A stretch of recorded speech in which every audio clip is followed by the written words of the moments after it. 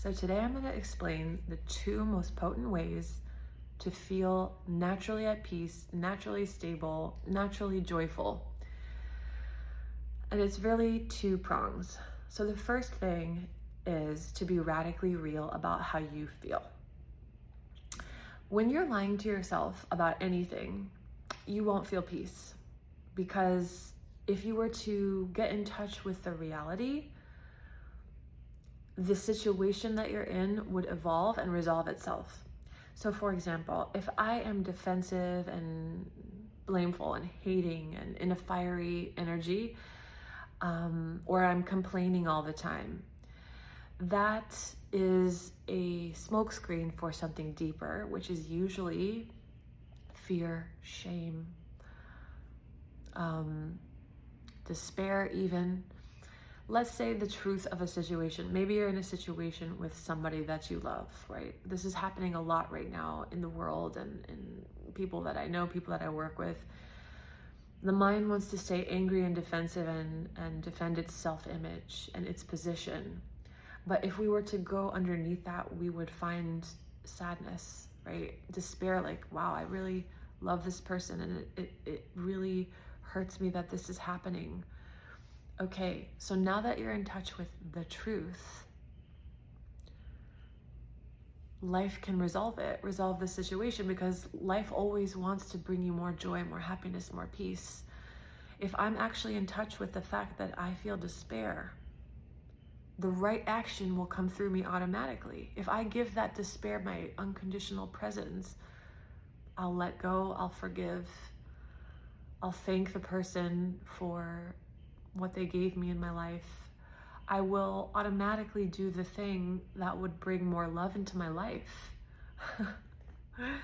But when we stay in defensiveness and all those superficial smokescreen energies, and I don't want to downplay anger. Some people don't even let themselves feel anger, which is like another level of self-deception, right? Which we need to honor our anger for sure. But when we're looping in anger like a skipping CD, it's usually protecting us from something deeper. So another example is like if you're really miserable at a job that you have, but all you do is complain about your colleagues or your boss, or I hear so many people saying this job is killing me, and then they actually manifest like emergency room situations, which, by the way, power of speech, like, don't tell yourself those things. Don't say those things out loud. But instead of complaining about a situation like that, like a job that you don't like, if you were to be very real, and maybe the reality for you is, I really hate this job. I chose a career that turns out really isn't right for me. Okay, that's the truth. Now you can do something with it. Now life will do something with that truth. Either you'll make the best of it for now and life will bring you something new, or you'll quit. Oh my God, more clarity, more peace, more joy. We can only co-create with the joyful, creative energy of the universe if we allow ourselves to be honest with ourselves, right? More joy and love wants to come into your life, but you're insisting on being defensive and staying in a defensive position that prevents you from realizing a solution that could be forgiveness, could be so many things. So step one is getting radically real about how you feel. I see so many people who are dominated by their mind, who they lose people in their lives, they lose friends because they just can't communicate their feelings. And I have compassion, that's not something that we're taught necessarily.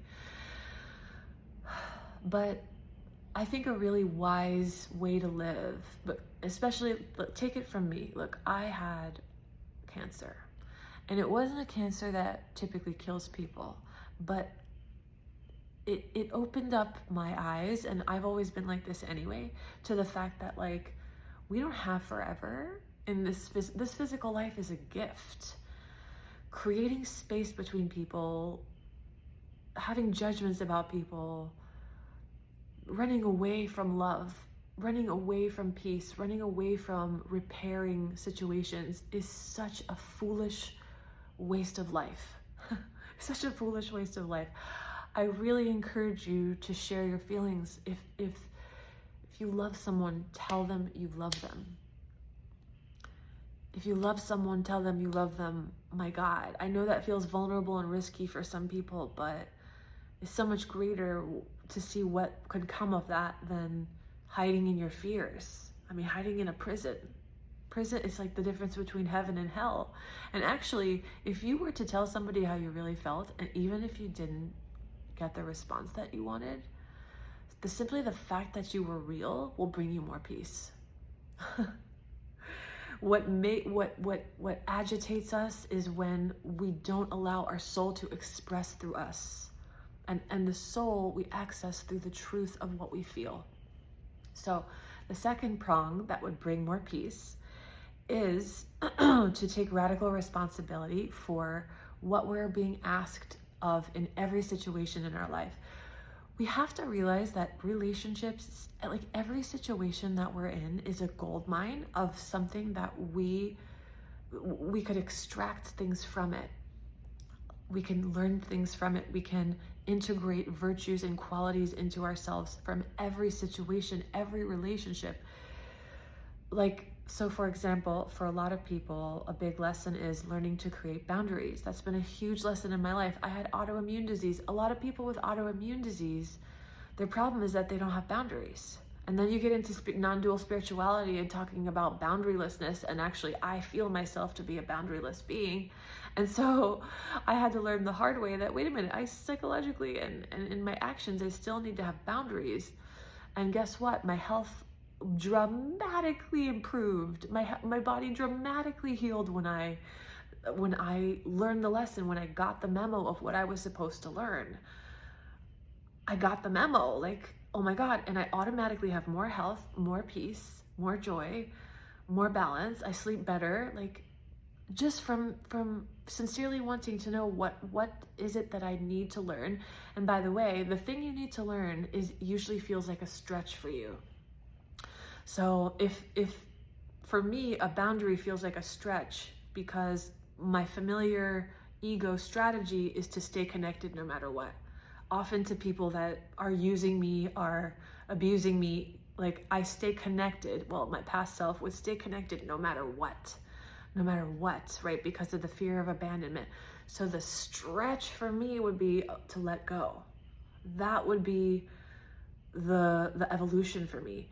For other people that all they do is let go, or what they're really doing when you think you're letting go, but it's really your ego running your life, and you stonewall people and you exile people and you run away from situations and you cut things out, that's not that's not a conscious choice.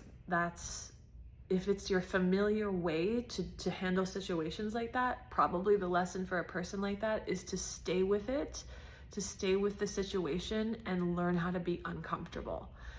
People with no boundaries are almost kind of addicted to being uncomfortable. People that are avoidant and run away from situations, they never want to be uncomfortable.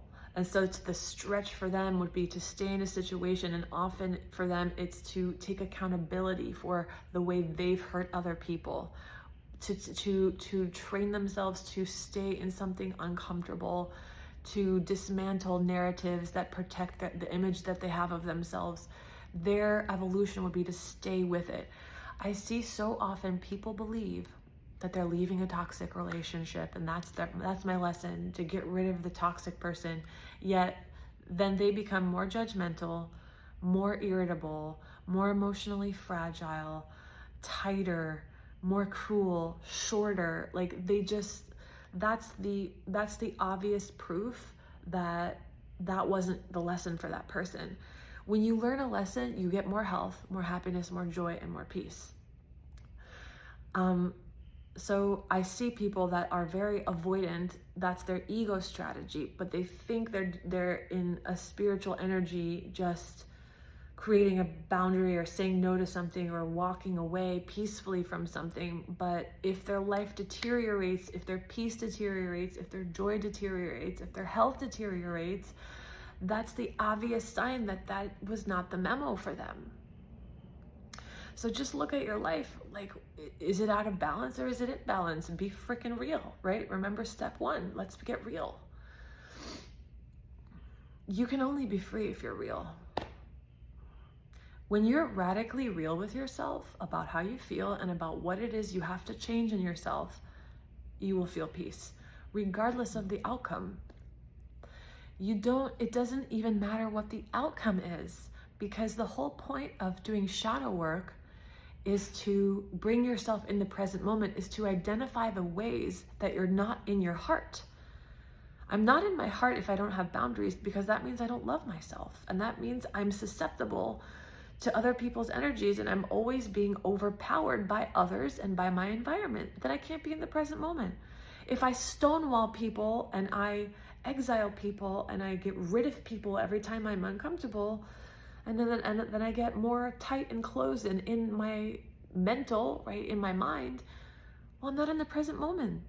The whole point of getting real and doing these things is simply to rest in our heart, in the middle. And so the outcome becomes irrelevant in a way, right? Once you've really integrated what your soul wants you to integrate, you're in the present moment, because these things, these shadows that we're identifying are hooks that hook us to the left or to the right, too much in our emotions or too much in our mind. But when we find the hook and we unhook, boom, we're back in the middle. So to have natural, real peace, which is just to rest in the present moment, two things: be radically real about how you feel. Your soul will not leave you alone until you are real with yourself. And then similarly, pray and be sincere about what I must change about myself. Because every situation in your life is a gold mine and an enormous nuclear gift for you.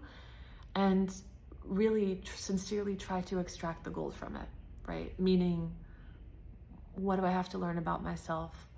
How do I have to be accountable? How do I have to be real? How do I have to learn humility? Where do I have to get off my high horse and stop keeping life at arm's length from me, right? Whatever the case may be for you, that will bring you more peace. So I hope this was helpful, and I hope you have a beautiful day.